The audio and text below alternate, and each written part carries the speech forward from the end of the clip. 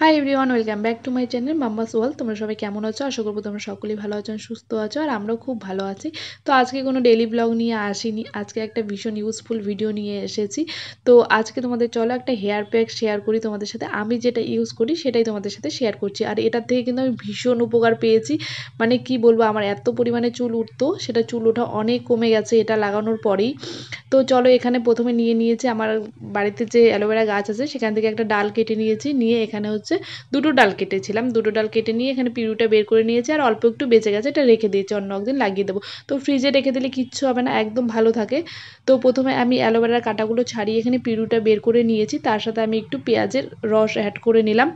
এটার সাথে তোমরা চাইলে লেবুও ইউজ করতে পারো, যাদের হেয়ারে মানে ড্যান্ড্রফের সমস্যা ভীষণ পরিমাণে আছে তারা হচ্ছে লেবু দিতে পারো, ড্যান্ড্রফটা অনেকটা কমে যায়। আর পেঁয়াজের রসটা অ্যাড করেছি তার কারণ হলো যে হচ্ছে আমার প্রচণ্ড পরিমাণে হেয়ার ফল হতো, তো এটা লাগানোর পর অনেকটা কমে গেছে, তাই জন্য আমি যখনই এটা একটু ইউজ করি সেই জন্য একটু করে পেঁয়াজের রস দিয়ে দিই। আর পেঁয়াজের রসে কিন্তু হেয়ার প্রচণ্ড গ্রোথ হয়। আর অ্যালোভেরাটা লাগানোর কারণ হচ্ছে অ্যালোভেরাটা দিলে পরে প্রচণ্ড হচ্ছে চুলটা সিল্কি হয় আর ভীষণ শাইন করে। তো এটা লাগালে কোনো সিরাম বা কিছু না লাগালেও চলে। তো তার সাথে আমি একটু কোকোনাট অয়েল মিশিয়ে নিচ্ছি। তো মিশিয়ে নিয়ে এটা আমি এবার চুলে অ্যাপ্লাই করে নেব।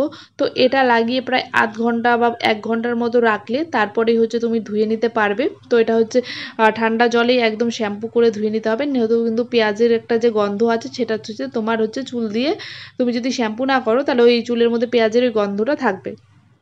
তো তারপরে এখানে আমি চুলটা ভালো করে দুভাগে ভাগ করে নিয়ে এখানে সুন্দর করে পুরো চুলটাতে লাগিয়ে নেব। তো মানে কেউ যদি লাগিয়ে দেয় তাহলে তো আরও ভীষণ ভালো হয়, যেভাবে আমরা তেল লাগাই, যে অয়েল ম্যাসাজ করি মাথায়, তো সেভাবে লাগালে আরও ভীষণ ভালো হয়। বাট আমার যেহেতু কেউ লাগিয়ে দেওয়ার নেই, তো সেই জন্য আমি একা একাই মানে ছোটো ছোটো বিলি করে সুন্দর করে লাগাচ্ছিলাম। তো কেউ লাগিয়ে দিলে না আরও ভীষণ ভালো হয়।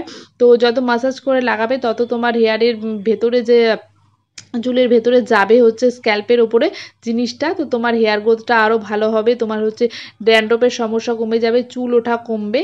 তো চলো, আমার পুরো চুলটাতে আমি সুন্দর করে লাগিয়ে নিয়েছি, যতটা পেরেছি লাগিয়ে নিয়েছি, মানে বাটিতে আমার যতটুকু ছিল পুরো চুলটাতেই লেগে গেছে। অন্যান্য দিনে অনেকটা বেশি হয়ে যায়, তো আজকে আর বেশি হয়নি, পুরো চুলটোর মধ্যেই আমার হয়ে গেছে। তো সামনে তো যা ছিল সামনে পুরো দিয়ে দিয়েছি। তো এটা আমি আধ ঘন্টা 1 ঘন্টার জন্য এখন রেখে দেবো, তারপরে হচ্ছে ধুয়ে নেব। দেখো আমার চুলটা এখন প্রায় অনেকটাই শুকিয়ে গেছে, তো এখন প্রায় 1 ঘন্টা হয়েই গেছে আমি চুলে দিয়েছিলাম, তো অনেকটা শুকিয়ে গেছে, একদম ড্রাই হবে না, যেহেতু ওই তেল জিনিসটা আছে না সেই জন্য একদম ড্রাই হবে না। তো হালকা হালকা ভেজা রয়েছে। তো চলো, আমি এখন হচ্ছে ওয়াশ করে নেব মাথাটা। তো দেখো, ওয়াশ করার পরে তোমাদের আমি দেখাচ্ছি চুলটা আমার তো ভীষণ ভালো লাগছে। তো হচ্ছে আমি এখনও মানে ড্রায়ার দিয়ে শুকোইনি, এমনি হচ্ছে ফ্যানের হাওয়াতে শুকিয়ে গেছে। তো ভীষণ সুন্দর হয় চুলটা, আর ভীষণ সিল্কি হয়। এটা যদি প্রত্যেক সপ্তাহে লাগানো যায় হেয়ার ফল একদম কমে যাবে। আমি তো প্রায় সপ্তাহেতেই লাগানোর চেষ্টা করি, তো আমার হেয়ার ফল অনেকটাই কমেছে আগে থেকে।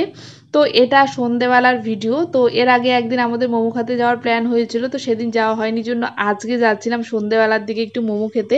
তো আমি এখানে রেডি হয়ে নিয়েছি আর মাম্মাকে ওইদিকে রেডি করে দিয়েছি। তো আমি একটু লিপস্টিক পরেছি জন্য মাম্মাও নিজের একটু লিপ বাম লাগিয়ে নিল, তার সঙ্গে আমি বলেছি ব্যাগ নেব, ওকেও ব্যাগ নিতে হবে। মানে এখন ও শুধু আমাকে কপি করার চেষ্টা করে যে আমি কি করছি না করছি সেই সব দেখে ও নিজেও সাজবে, এরকম একটা ব্যাপার হয়ে গেছে। তারপর আমি আর মাম্মা বেরিয়ে পড়েছি নিচে। তো মাম্মা আবার ঘড়িও পরেছে, দেখো আমি কিন্তু ঘড়ি পরিনি, ও বলছে আমি ঘড়িও পরবো। তো এখন ভীষণ মানে একটা সাজার প্রতি ইয়ে হয়েছে, যাই হোক ও আমাকে দেখে দেখে হয়তো শিখছে। তো তারপর আমরা বেরিয়ে গেছি, তো চলে এসেছি আমরা মোমোর দোকানে। তো আমরা হচ্ছে এসেছি পাটুলিতে। তো এই কাকাটার দোকানে আমরা এর আগেও এসেছি, ভীষণ ভালো মোমো বানায়, আমার তো ভীষণ ভালো লাগে। এর আগে একদিন এসে খেয়েছিলাম, সেই জন্য মানে দেখে গেছি দোকানটা। তো আজকে সেখানে এসেছি, ভীষণ ভালো মোমো বানায়। আর এখানে না অনেক ধরনের মোমো পাওয়া যায়। পরে আমি এর আগের দিন যেদিন খেয়েছি সেদিন তো দেখিনি, আজ পরের দিন গিয়ে দেখলাম এখানে মানে ফিশ মোমো, তারপরে মাটন মোমো, ফ্রাই মোমো সব কিছুই পাওয়া যায়, বাট আমি স্টিম মোমোটাই নিয়েছি। তো আমি প্লেটটা নেওয়ার পরে দেখেছি যে এখানে ফিশ মোমো পাওয়া যাচ্ছিলো। নেক্সট একদিন গিয়ে আবার হচ্ছে ফিশ মোমো ট্রাই করব, সেদিন তোমাদের সাথে শেয়ার করব যে কেমন। তো এমনি তো চিকেন মোমো নিয়েছিলাম, ভীষণ টেস্টি এই দোকানের মোমোটা। তো তারপরে আমরা চিকেন মোমো টোমো খেয়ে তারপর হচ্ছে বেরিয়ে গেছিলাম। তো শুধু মোমো খেতে গেছিলাম, তো মোমো টোমো খেয়ে মাম্মা মাম্মা তো আর মোমো খায়নি, ও একটুখানি আমার কাছ থেকে নিয়ে খেয়েছে। তো তারপরে এখানে ওকে একটা জুস কিনে দিয়েছি। দিয়েছিলাম।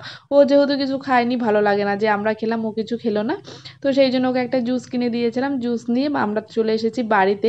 তো বাড়িতে এসে আমি আর মাম্মা একটা ভিডিও করছিলাম, তো সেই জন্যই মানে ও আমার কাছে এসে মানে কি যেন বলছিল একটা, ঠিক মনে নেই। তারপর না ব্যালকনি থেকে আমি দেখছিলাম আমাদের এখানে হয়তো কোথাও একটা বিয়ে বাড়ি আছে, এত সুন্দর বাজি ফাটাচ্ছিল, দেখো কি ভালো লাগছে না দেখতে। তো চলো আজকের ভিডিওটা এখানেই শেষ করছি। কেমন লাগলো ভিডিওটা অবশ্যই কমেন্ট করে জানিও, আর ভিডিওটা থেকে যদি কিছু ভালো লেগে থাকে প্লিজ আমার চ্যানেলটিকে সাবস্ক্রাইব করে দিও।